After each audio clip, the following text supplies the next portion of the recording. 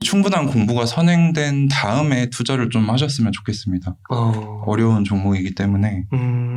그러면 이게 아이온큐가 네네. 지금은 이제 그 나스닥 100에는 들어가 있는 건가요? 아직 안 들어가 있습니다. 아, 그럼 네. 소형주네요. 지금은 네, 스몰캡입니다. 아, 스몰캡이군요. 네. 와, 야. 굉장히 리스키한 종목이죠. 네. 그러니까 거기에다가 거의 전 재산을 넣으셨다고 했으니까, 몰빵을 하셨다고 했으니까, 네네. 이거는 진짜, 그런데도 불안하지 않다고 하시니까. 아, 열심히 공부하면서 네, 이겨내고 있습니다. 아, 혹시 이거 좀 비유가 좀 적절할지는 모르겠는데, 막 암호화폐 같은 데도 비트코인 이런 데도 막 거의 몰빵하시는 분들 있잖아요. 네네네. 근데 뭐 그런 분들도 불안하지 않다고 하시잖아요. 네네. 그 혹시 그 비트코인하고 이렇게 좀 비교를 했을 때 더 어떠 보이세요? 아이온큐가? 사실 그 양자 컴퓨팅이랑 비트코인은 굉장한 애증의 관계에 있습니다. 이게 왜냐면 양자 컴퓨터가 충분한 스케일로 개발이 된다면 지금 우리가 쓰고 있는 모든 암호 체계가 무력화된다는 뚫린다는 거죠. 근데 전문가들이 다 가능하다라고 얘기를 했었거든요. 그렇기 때문에 미국은 이미 그걸 대비해서 이 양자 내성을 갖춘 사이버 보안을 갖추려고 이미 움직이고 있는데 제 생각에도 이제 비트코인이나 메이저 코인들을 제외하고는 이제 우리가 흔히 말하는 알트코인들은 그 양자 내성을 갖추지 못해서 좀 도태되지 않을까 이런 생각을 좀 하고 있어서 저는 개인적으로 암호화폐 투자를 안 하고 있습니다. 아, 그래서요? 네네. 그렇구나. 아, 그런 이유로. 네네. 그럼 비트나 이더 같은 대장 코인들은 좀 안 뚫릴 가능성이 높은 건가요? 아직 양자 내성을 갖춘 코인이 거의 없는 걸로 제가 알고 있는데 이제 메이저 코인들은 준비를 하겠죠. 워낙에 이제 기술진들도 빵빵하고 돈도 많기 때문에 메이저 코인들은 데뷔를 할 거라고 생각이 됩니다. 또 그렇게 또 바라볼 수가 있겠군요. 앞으로 5년, 10년 정도 더 남은 얘기이기 때문에 충분히 준비할 수 있다고 생각하고 그 있습니다. 기간이 한 5년, 10년 정도? 네, 최소. 최소 네, 5년에서. 그렇게 보고 있습니다. 아, 그렇구나. 와, 그렇구나. 이 코인이 진짜 앞으로 많이 이런 양자 컴퓨터로 연계돼서 얘기는 안 하셨는데, 좀 이렇게 말씀하시는 분들 가운데서 좀 보수적이라고 느낄 수도 있는데, 그런 분들도 보니까 비트랑 이더 외에는 앞으로 5년후를 내다볼 수 있는 알트코인이 마땅치 않다. 그렇죠, 이렇게 얘기를 그렇죠. 하시더라고요. 그 위협 요인 중에 하나가 되는 거죠, 양자 컴퓨터가. 아, 그렇군요. 그래서 암호화폐 쪽보다는 양자 네네. 컴퓨터를 투자를 하시는 거고. 그렇죠. 이제 암호화폐, 이거 말 조심해. 저 같은 경우는 이제 양자 컴퓨팅이, 물론 전문가들은 이게 순수 양자 컴퓨팅을 바로 갖다 쓸 수는 없거든요. 아직 너무 오류율도 높고 불안정해서. 근데 이제 전통 슈퍼컴퓨터와 양자 컴퓨터를 같이 활용하는 하이브리드 모델이 이제 나와서 조금 있으면 쓰이게 될 텐데, 아이온큐는 이제 델과 협업을 하고 있어요. 그 델의 이제 그 창립자도 아이온큐에 투자를 했고, 여기서부터 시작을 해서 이제 한 2030년 정도 되면은 삼성이나 이제 미국의 큰 아마존 이런 기업들은 양자 컴퓨터를 한 대씩 놓고 이제 자기에게 필요한 문제를 이제 풀도록 할 거라고 생각이 되고요. 그거보다 더 뒤에 한 10년 정도 뒤에 2040년쯤에는 이제 슬슬 조그만 회사나 이제 개인들에게도 보급이 시작되지 않을까라고 생각을 하는데 그 이유 중에 하나가 되게 재밌는 건데 유튜브에 엑스박스 2042라고 쳐보시면은 엑스박스가 그리는 2042년 모델이 나옵니다. 그래서 어떤 거냐면 양자 기술을 적용을 해요. 게임에. 네, 본인들이 퀀텀 테크놀로지를 적용하겠다라고 써놨어요.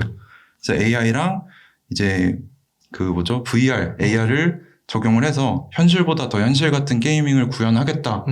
근데 그게 이제 양자 컴퓨터가 보급이 되는 그 시대의 모습이거든요. 그래서 30년에는 대기업, 40년에 이제 슬슬 대중에게도 배포되지 않을까라고 저는 개인적으로 생각을 하고 있습니다. 아, 그러시군요.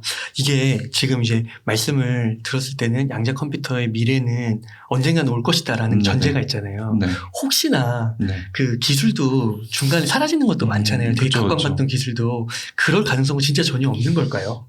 제가 그렇게 생각하는 이유 중에 하나가 미국, 중국, 유럽이 지금 조 단위 이상을 양자 컴퓨팅에 쏟아붓고 있습니다. 아, 이미 하고 있구나. 네, 그리고 인력도 어마어마하게 쏟아붓고 있고, 이제 뛰어난 민간 업체들을 섭외를 해서 이제 국방부나 그 산하 조직들과 같이 협력 리서치를 하고 있어요. 이런 면들도 있고, 지금 수많은 대기업들이 이미 이렇게 파트너십을 맺어서 자기 기업의 어떤 문제를 양자 컴퓨팅에 해결해 줄 수 있을까, 이거를 탐구를 하고 있기 때문에, 저는 될 거라고 믿고 있습니다. 그런 것들을 이제 저보다 더 똑똑한 사람들이 어떻게 하고 있는지를 봤을 때 될 거라고 확신을 좀 하고 있습니다. 야, 이렇게 인터뷰를 하면서도 가을바람님의 그 확신이 전달이 돼서 이거 바로 끝나고 나도 한번 아이온큐를 한번 봐야겠다. 그런 느낌이 막 드는데요. 그러면 혹시 가을바람님 이제 양자 컴퓨터 이 정도 한번 이야기해 주셨으니까 네네. 제가 조금만 네네네. 벗어나서 네. 혹시 양자 컴퓨터 그럼 그 외에는 다른 주식은 투자를 안 하시나요? 제가 그 보호예술 물량이 많이 풀렸기 때문에 그때 주가를 좀 지켜보려고 지금 제가 모아놨던 현금은 테슬라랑 구글에 좀 넣어놨습니다. 넣으셨어요? 네. 테슬라랑 구글도 괜찮게 보시는 거예요? 그 기업들이야 이제 구글에 대해서 말씀을 좀 드리자면은 구글이 아이온큐의 2대 대주주로 지금 돼 있습니다. 진짜요? 네, 11%를 가지고 있어요 지분에. 그러면 구글이 네. 자체적으로 양자 컴퓨터 개발을 한다는 게 아닌가요? 그렇죠. 그렇게 다 알고 계시는데 2019년에 이제 우리의 양자칩이 슈퍼컴퓨터보다 뛰어나다. 그래서 소위 양자 우위라고 하는데 그걸 주장을 하고 나서 지금 거의 3년이 됐죠. 근데 아무 진전사항을 발표를 하지 않았습니다. 근데 그럴 수가 없거든요. 이 산업 동향을 봤을 때는. 근데 이제 아이온큐에 구글의 이 퀀텀 분야에 되게 높은 사람이 아이온큐에 와서 1년 동안 근무를 했다가 다시 돌아가는 되게 신비로운 일이 있었어요. 그런 것들을 미뤄보고 이제 구글이 아이온큐의 지분을 10% 이상 가져갔고 그 후에? 네. 그렇구나. 그 전입니다. 지분은 그 전에 취득을 했고 아마 제가 보기에는 사전 탐사 차원에서 이 사람을 보낸 게 아닐까 그렇게 생각을 하고 있고요. 그리고 구글이 최근에 어떤 소식이 있었냐면은 샌드박스 AQ 그 AQ가 AI랑 퀀텀을 의미합니다. 그래서 인공지능과 양자 기술을 결합해서 보안 솔루션 쪽을 하는 기업을 스핀오프를 시킵니다. 그러니까 이 먼 한 5년에서 10년 남은 양자 컴퓨팅 하드웨어가 아니고 자기들은 양자 내성 그 보안을 갖추는 부분에 뛰어들겠다. 그러니까 자기들은 보안 쪽으로 가고 아이온큐 너네가 하드웨어랑 알고리즘 같은 거 개발해. 이렇게 한 것으로 저는 추측을 하고 있어요. 그 스핀오프라는 게 약간 네네. 자회사 개념으로 그렇죠. 분사를 시킨 분사를 거죠. 시켜버리고 그거는 더 전문적이고 독립적으로 그렇죠, 활동을 그렇죠. 해라. 그걸 보장해 네네. 주는 의미가 좀 크다고 볼 수 있는. 네네네. 그렇구나. 네. 야, 그러면 그런 걸 봐서도 아이온큐의 그 실력이 네. 굉장히 역량이 탁월하다 이렇게 볼 수도 있겠네요. 맞습니다. 이게 뭐 여러 가지 컨퍼런스 가면은 각 그 경쟁사들 CEO들이 나와서 스피치를 할 거 아니에요.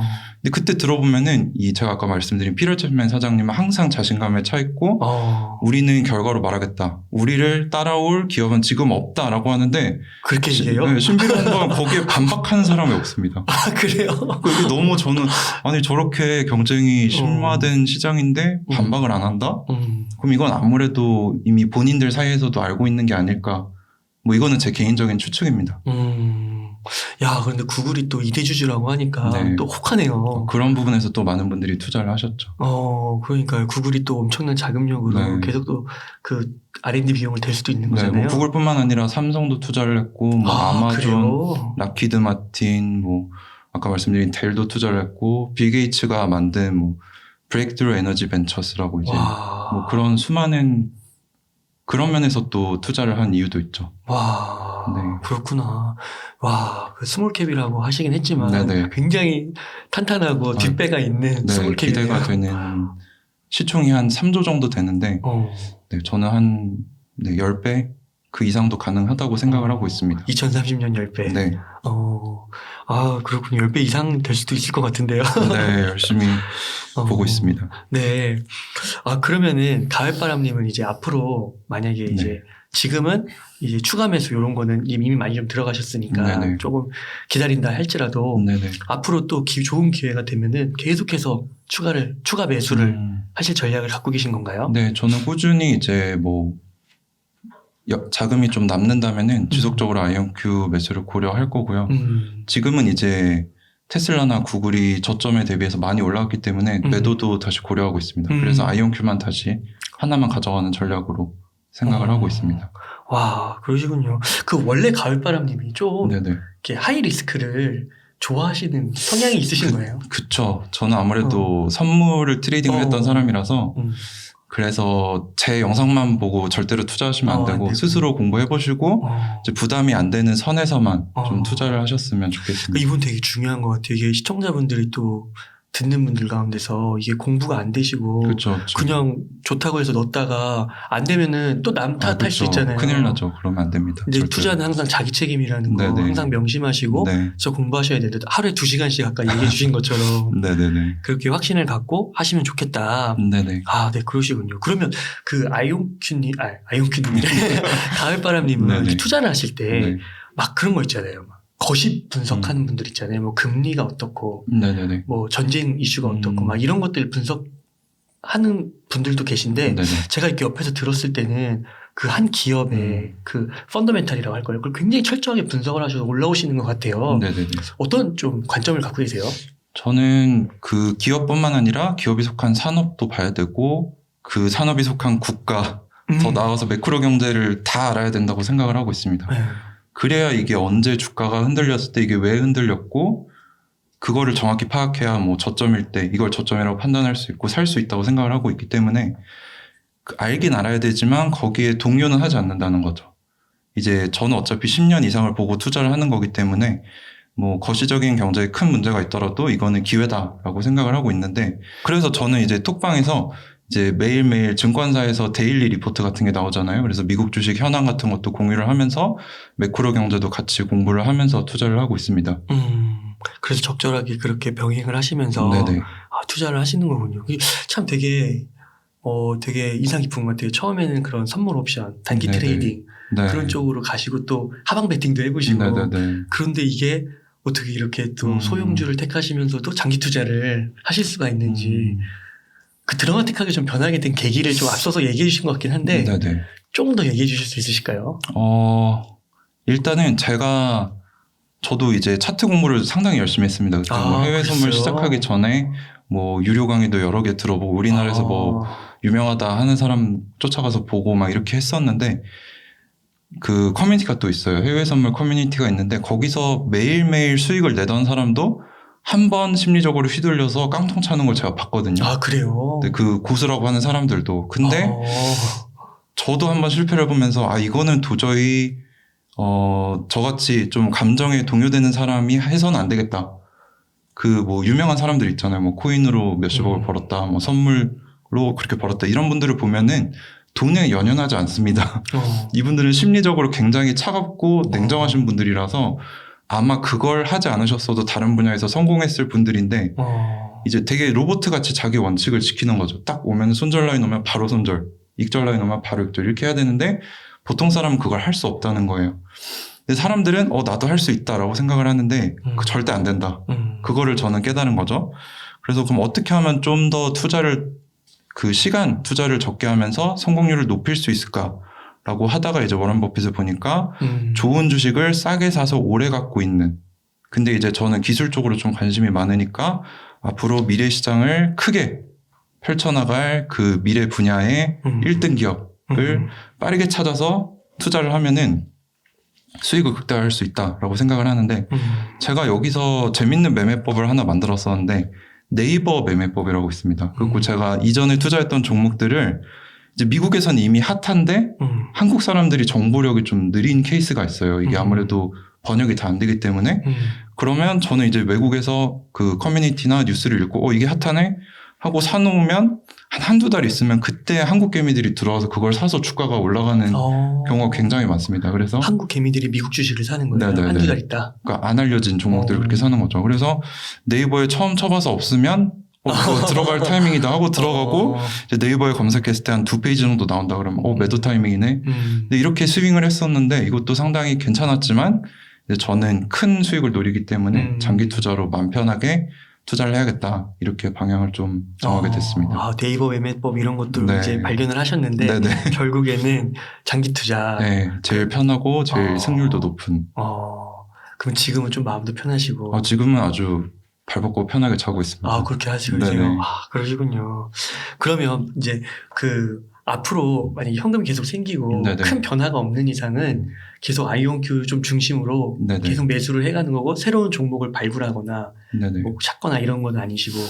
그 발굴하는 작업을 하고 있었는데 네. 지금 이게 워낙에 또 하락장이고 저도 수익률이 이제 막 높았을 때 막 300%까지 갔었는데 네. 지금은 한 20% 선에서 계속 왔다 갔다 하고 있거든요. 300% 때도 안 팔으셨어요? 네, 이게 제가 참 웃긴 게 네. 저를 비난하신 분들이 좀 계셨어요. 왜 이런 어려운 주식을 소개를 해줘가지고 내가 사서 피해를 입었다. 근데 저는 할 말이 있는 게 저는 한 번도 안 팔았습니다. 아이언큐를. 그리고 뭐 1000주, 2000주 이렇게 모아가다 지금 한 13,000주 정도를 가지고 있거든요. 근데 매도를 한 적이 없는데 저한테 그러시면 안 되지 않나. 저는 꾸준히 홀딩을 하고 있기 때문에 앞으로도 이제 아이언큐는 계속 가져가면서 이제 새로운 기업들도 같이 발굴을 해볼 생각입니다. 야, 300%인데도 안 파셨다니 대단하시네요. 네. 그 삼성전자가 되게 지지부진해서 네네네. 한 30-40% 올랐을 때 팔았어야 되는데 이렇게 후회하는 분들도 많은데. 그렇죠. 야, 300%. 참 이건 완전 레벨이 다른데요. 네. 안타깝긴 하지만 더 큰 기회를 노리기 위해서 참고 있습니다. 그러시군요. 네네. 한 가지 또 궁금한 게 추가 매수를 할 때요. 만약에 한 10불 정도에서 네네. 이렇게 샀다고 했을 때 보통 한 10% 20% 빠지면 산다 이런 원칙이 있으신가요? 제가 이제 예전에 블로그를 하다가 만난 분이 있는데 그분이 이제 초기 그 경제 주식 방송 개국 공신이시기도 하시면서 이제 야, 대단하신 분들이 옆에 많으시네요. 그 블로거 중에 상당히 뛰어나신 분들이 많은데 그분이 또 이제 증권회사에서 뭐 상무 전무까지 하셨던 분인데 그분이 저한테 해주셨던 말씀 중에 하나가 추가 매수는 무조건 10% 이상 더 떨어졌을 때 해라. 이제 흔히 사람들이 1-2% 떨어졌을 때 추가 매수해야지 이러는데 이렇게 하면 안 된다는 거죠. 그래서 수많은 주식 유튜버분들 얘기를 하시는데 이게 떨어졌을 때 싸서 좋다라고 느낄 수 있어야 되고 그 기준이 한 마이너스 10%는 돼야 된다. 저는 그렇게 생각을 하고 사고 있습니다. 그러면은 조금 더 구체적으로 여쭤보면은 이게 많이 궁금해 하시더라고요. 만약에 나한테 한 1억 이렇게 1억이 있다 했을 때 만약에 10불에 산 걸 처음에 사는 거예요. 네네. 이거 싸다 생각해서 이때는 한 몇 프로 정도 들어가면 좋을까요? 이게 아이언큐 같은 경우는 스펙 상장을 했기 때문에 저점이 너무 명확합니다. 10불에서 시작을 했기 때문에 그 큰 기관들이 이제 기존에 매수했던 그 파이프 주주들 말고 새로 매수하는 기관들이 아무리 낮아봤자 10불 내외거든요. 그래서 개인 투자자가 확보할 수 있는 저점이 10불이 명확한데 이제 만약에 이게 아닌 케이스라면은 저는 한 30에서 50% 정도만. 근데 저는 원래 100% 다 넣었겠지만 요즘은 좀 이 하락장이 펼쳐지면서 좀 멘탈을 다잡기 위해서 한 절반 정도는 남겨주시는 거를 추천을 하고 있습니다. 그럼 최대한 절반 정도 넣고 그럼 여기서 이제 9불 됐어요. 10%가 빠지면 이때 또 남은 그쵸. 50%에서 얼마 정도 넣으면 좋을까요? 이게 참 말씀드리기 어려운 게 왜 떨어졌는지 알아야 되고 이게 저점이다라는 확신이 있어야 되는데 저는 확신이 있으면 언제든지 다 들어가도 된다고 생각을 합니다. 확신이 있는 사람은 흔들리지 않기 때문에 비싼 단가를 주고 사도 시간은 내 편이다 이렇게 하고 기다리는 분들을 상당히 많이 봤거든요. 그러니까 이 가격도 물론 중요하지만 이게 주식이 어느 정도 경제에 오르면 심리하게 된다 그러잖아요. 저는 그걸 느끼는 게 내가 어떤 사람인지 먼저 파악을 해야 어느 정도 리스크를 감당할지가 나오고 그래야 잘못 샀을 때 어느 정도 버틸 수 있는 그 갭이 나오기 때문에 자신에 대해 먼저 파악을 한다면 저점도 본인이 찾아갈 수 있지 않을까 그렇게 좀 생각을 하고 있습니다. 그러니까요. 저도 참 말씀을 들으면서 그 주변에 또 계신 분들 좀 생각이 나는데 그분들도 보면은 그냥 사더라고요. 저점을 찾으려고 하지 않고 그냥 어느 정도 구간에서 괜찮다 싶으면 그냥 시장가로 계속해서 사시더라고요. 그게 확신이 있으시다면 좋겠지만 이제 떨어졌을 때 뇌동매매로 이어진다면 잘못된 선택인 거죠. 그렇죠. 또 그렇게 되면 안 되는데 그러니까 그 개인적으로 그 딱 매수할 때 그 확신과 지식과 그런 게 있으면 진짜 다 들어갈 수도 있는 거고 그렇습니다. 제어만 들어갈 수도 있는 거고 그렇게 하면 되겠네요. 그러면은 그 가을바람님께서는 현금이 거의 없으신 건가요? 지금도? 지금은 없습니다. 네. 저는 항상 시장에 남아 있어야 된다라는 그 투자의 대가들의 격언에 따라서 저는 타이밍 재는 걸 해봤잖아요. 근데 타이밍 재는 건 내가 할 게 못 된다라고 생각을 하고 있기 때문에 어차피 저는 죽을 때까지 모아가는 게 주식이다라고 생각을 하고 있어서 타임프레임이 길기 때문에 단기적인 변동은 크게 신경을 안 쓰고 투자를 하고 있습니다. 그러면은 예를 들어 이제 급여가 들어오는 거예요. 그럼 어떻게 하세요? 일단 대출 나갈 거 나가고 생활비 나가고 저도 굉장히 검소한 생활을 지향하기 때문에 이제 열심히 아껴서 이제 남는 돈으로 뭐 아이언큐를 사던가 아니면 좀 테슬라 같은 것도 이제 소수점 매매가 되잖아요. 그런 걸로 산다거나 해서 이제 바로바로 주식으로 바꿔놨는데 이제 이걸 하려면 가족들의 동의가 있어야겠죠. 그래서 이제 배우자랑 먼저 상의를 하고 그렇게 투자를 하고 있습니다. 아, 네, 그러시군요. 네. 와, 오늘 제가 이렇게 인터뷰를 하면서 거의 최초가 아닐까. 이렇게 투자를 하시는 분, 또 커뮤니티 투자, 또 대주주까지 의미 있는 지분을 확보하시는 케이스, 그리고 공부도 굉장히 많이 하신 것 같고, 와, 이런 게 진짜 많은 분들이 이 방송을 들으시면서 그랬으면 좋겠어요. 뭐 투자의 결과 뭐 두고 보자 막 이런 분들 꼭 계시거든요. 그런 거랑 상관없이 이렇게 투자를 과정을 잡아가고 계시는 분이 있다라는 것만 좀 이번에 느끼셔도 정말 크게 배우지 않으실까.